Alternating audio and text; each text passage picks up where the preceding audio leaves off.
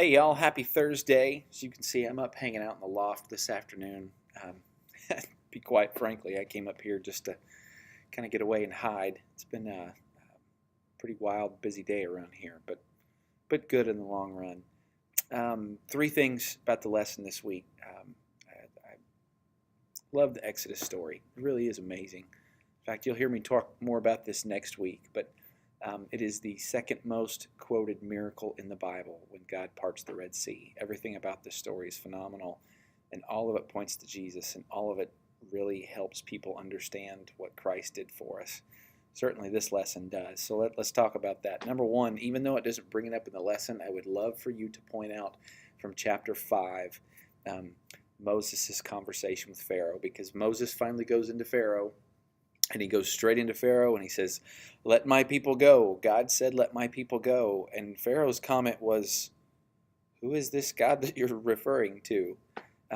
It's not just Pharaoh being snooty. Keep in mind that there were dozens and dozens and dozens of gods that the Egyptians served. In fact, there were 10 specific gods.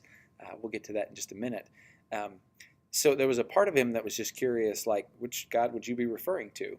Um, Also, though, keep in mind that he considered himself a God, and he knew that he had not made that commandment, and so there's the snooty part there, but there's also a genuine, I don't know the God you're talking about, but what I love to think about, I remember what I told you from last week, when God says that I am, as he reveals that name to Moses, and by the way, he points out to Moses, I love that you see this in the lesson from chapter 6, he points out to Moses, "I didn't tell my name to your forefathers, Abraham, Isaac, and Jacob, but I'm telling your name now." This really reveals God's increasingly special relationship with his people, which again, he does that with us with Jesus. God revealed an increasingly special relationship with us, with him, through his son Jesus. So he does that with Moses too. But back to my original point, I am that I am. Every time I read that passage from chapter 5, when Pharaoh says, "Who is this God that you're referring to?" And I don't know if this is true or not, but every time I read that passage, here's what I see in my head. And it's God himself standing up from his throne. And when Pharaoh says, "Who's this God that you're referring to? What God is going to save you?" Our God, Yahweh God, stands up and says, "I am. I am. I am the one that is. I am going to deliver my people, and no one will stop me. Nothing can stop me. I will keep my promises. I am. I am the one that is."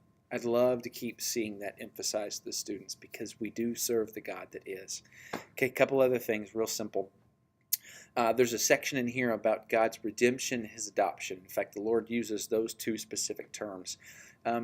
It's actually helpful for the students to see what redemption means, and it's actually kind of easy for them to understand in relation to slavery. So even in our country, when a slave was owned, the opportunity for them to just be set free was possible by the slave owner, or they could be purchased by somebody else, and the purchaser could set them free. Okay, that was redemption. I'm going to redeem. That just means to buy. I'm going to redeem the slave and let them go. Well, here's the beauty of what Jesus did for us. Attach these two things for them. Not only did God redeem us, and he redeemed the children of Israel, he bought them from Pharaoh. Bought them with blood, no less. He bought them from Pharaoh and set them free, but he didn't just leave them out to be on their own. He bought them and set them free, and then he said, "But I want you to come be a part of my family. And you're not going to be a slave anymore. You are a fully functional son of the King." That's an amazing thing. We were redeemed and we were adopted. I love it. Help them see that. That's a big deal. And then finally, the plagues. Now, for those of you that like to read, I'm going to give you a little bonus article this week. And it's pretty lengthy, but it's good. But what you need to know about the plagues is they weren't just God's random way of saying, "Okay, I'm going to attack them this way, and now I'm going to attack them this way."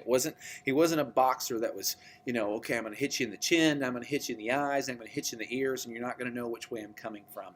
It was actually a very strategic effort by Yahweh God to systematically attack and prove his superiority over all the Egyptian gods. Every single plague was an attack against a specific Egyptian god, and God proved, number one, I can do what those gods claim that they can do, but those gods can't undo what I can do, including, by the way, Pharaoh himself. Help the students see that. And if you want to understand some more about those specific gods, read this article I'm attaching you guys. Love y'all. Pray that you have an awesome weekend. Jeff, get better, brother. We miss you, and we'll see you soon. Bye.